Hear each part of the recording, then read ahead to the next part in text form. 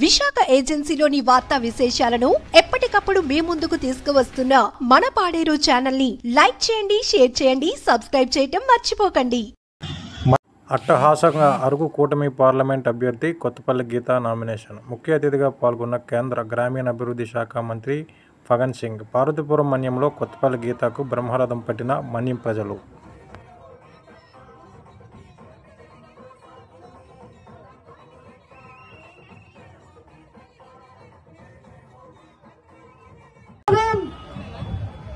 Municipality మరియు mandal assembly నుంచి వచ్చిన టీడీపీ లీడర్స్, టీడీపీ శ్రేణులు, బీజేపీ కుటుంబ సభ్యులు, జనసేన కుటుంబ సభ్యులు, ఎన్డీఏ కూటమి కుటుంబ సభ్యులందరికీ, అలాగే అసహ్య ప్రజానికానికి, నా అక్క చెల్లెళ్లకు, అన్నదమ్ములకు అందరికీ కూడా నా హృదయపూర్వక వందనాలు, నమస్కారాలు తెలియజేస్తున్నాను.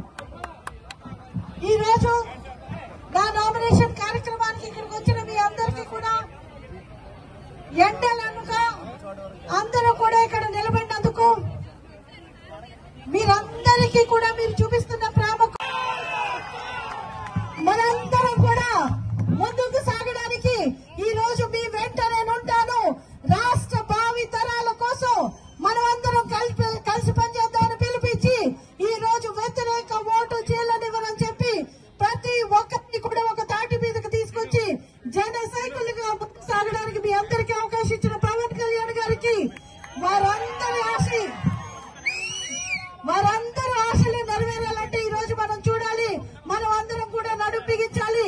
ఈ దుర్మార్గపు ప్రభుత్వం మీద మనం అందరం కూడా ముందుకు కదిలి అందరూ చేతులు వేళ్ళని కలిస్తే బలమవుతాయి. కాబట్టి పీడికెళ్ళి బిగించి మనం అందరం కూడా ముందుకు సాగడానికి నరేంద్ర మోదీ గారి అభివృద్ధి ఆంధ్రప్రదేశ్ కి రావాలంటే, డబుల్ ఇంజన్ సర్కార్ రావాలంటే మనం అందరం కలిసి మన అమూల్యమైన ఓటును ఎంపీగా కమలం గుర్తుకు వేసి నన్ను గెలిపిస్తారని కోరి ప్రార్థిస్తున్నాను.